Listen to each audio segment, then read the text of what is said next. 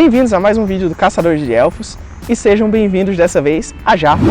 Jaffa foi uma das cidades mais importantes do Oriente Médio, foi um dos portos mais movimentados e, se você nunca ouviu o nome, alguma das lendas e histórias que se passam nessa cidade você conhece.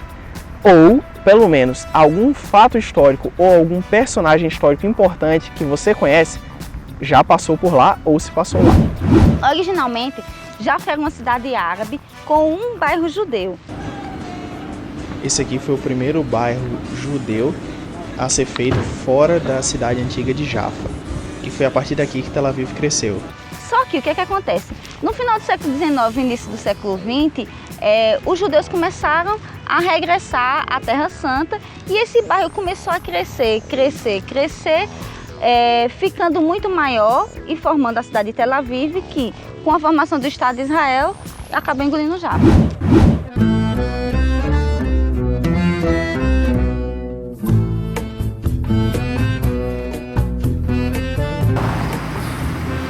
Jaffa hoje em dia é um distrito de Tel Aviv. Na verdade, aqui é uma cidade de maioria árabe e é de longe a parte mais interessante para se visitar aqui na cidade. Essa é a Torre do Relógio, que é um dos pontos de encontro mais famosos dessa área de Tel Aviv.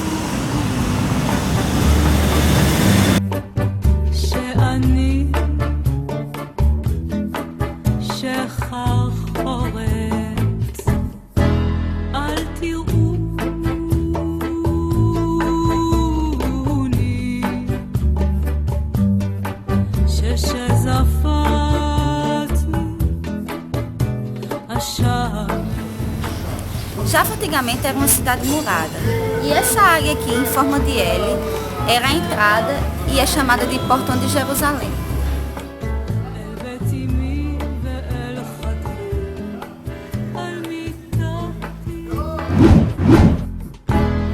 Aqui,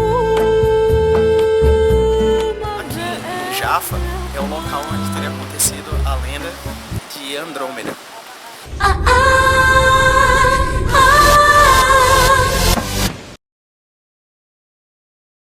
Cassiopeia era a rainha de Jaffa e, orgulhosa que só ela saía espalhando por aí que ela e a filha Andrômeda eram mais bonitas até do que as sereias.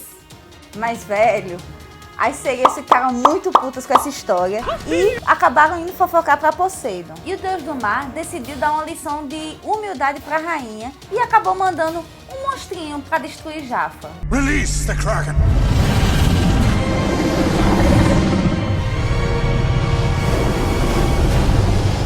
E a peça boa de Cassiopeia o que é que fez? Para salvar a própria pele, colocou a filha Andrômeda na costa de Jaffa, acorrentada, para ser devorada em sacrifício. Para sorte da moça, quem estava passando por ali na hora era Perseu, que tinha acabado de matar a Medusa e voltava para casa com a cabeça do monstro que ele resolveu guardar numa sacola, porque nada melhor de souvenir para se guardar de uma aventura que uma cabeça fedorenta cheia de cobra. Vendo o monstro se aproximar da princesa, Perseu se jogou entre ela e a criatura e puxou a cabeça da Medusa de uma sacola. Foi tiro e queda.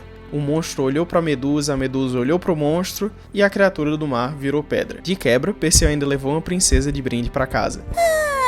Meu herói. Então, aquelas rochas ali são chamadas as rochas de Andrômeda. As pessoas de Jaffa dizem que essas rochas são os restos do monstro que virou pedra e Perseu matou. Já a pedra grande ali foi onde Andrômeda foi amarrada.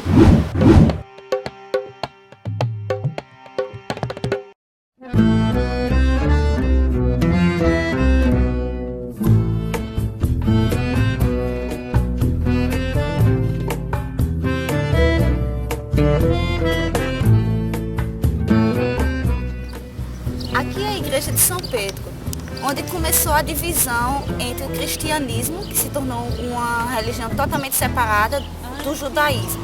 Reza a lenda que foi onde está essa igreja hoje que Pedro parou para dar um cochilo. E foi nesse cochilinho que ele teria sonhado com um lençol descendo do céu, cheio de animais, kosher e não kosher. E uma voz saía do céu, dizendo: Pedro, mate-os e coma-os.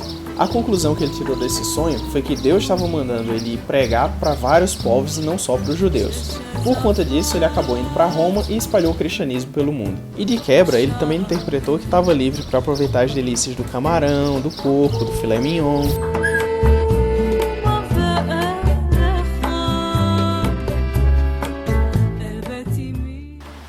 Essa é a casa de Simão Curtidor. Foi aqui que Pedro se hospedou quando esteve em Jaffa.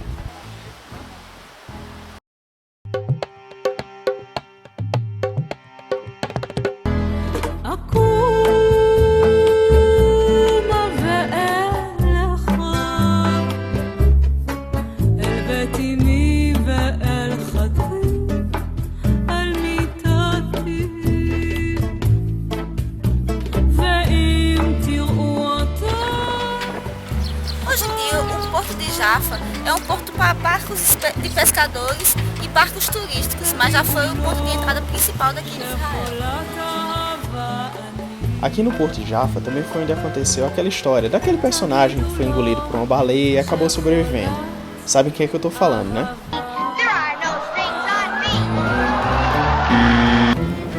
E também foi aqui de Jaffa que o profeta Jonas tentou fugir de Deus para o mar e acabou sendo engolido por uma baleia e foi cuspido aqui de volta. Que nojo, baba animal, lenha. أشهد أن لا إله إلا الله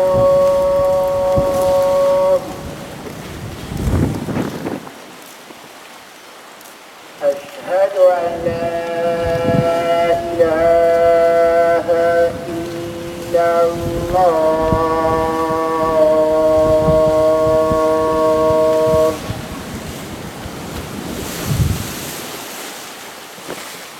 أشهد أن محمدا رسول الله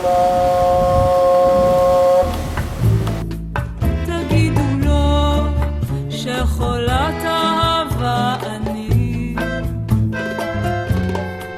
תגידו לו שחולת אהבה אני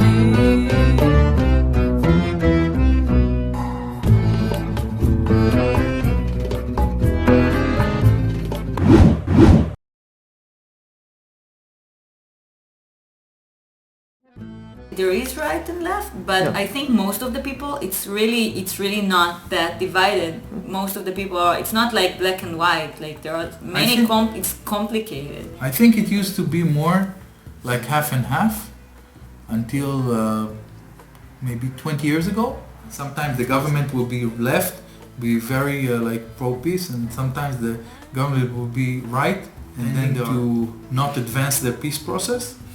So, but since the assassination of the Prime Minister Rabin in 1994, most of the governments were from the right side, and also because of many things that happened, we had more than the wars. It was mainly terrorism from Palestinians. That some years were terrible. That it was very unsafe to be in Israel. There were suicide bombers all the time. It was really terrible. I think at that time the public opinion shifted. And now it's not half and half. It's like, okay, most of the people, they want peace. But I think most of the people don't believe it's possible to make peace. Yeah. So it's not like really right and left anymore. Like the left that is willing to make a big compromise for peace, I think it's a small minority now.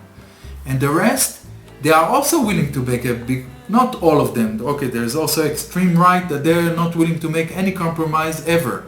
But there is a big portion in the middle that are willing to make a compromise, but they are not believing that there will be that it will be a real peace. So that's why they are not willing to make a compromise, because they think it will be, there will be a war after that. The compromise will lead to nothing.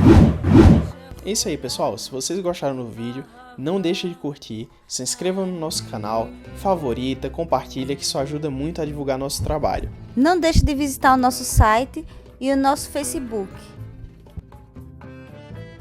Já se inscreveu? Já? Então clique logo aí, meu filho.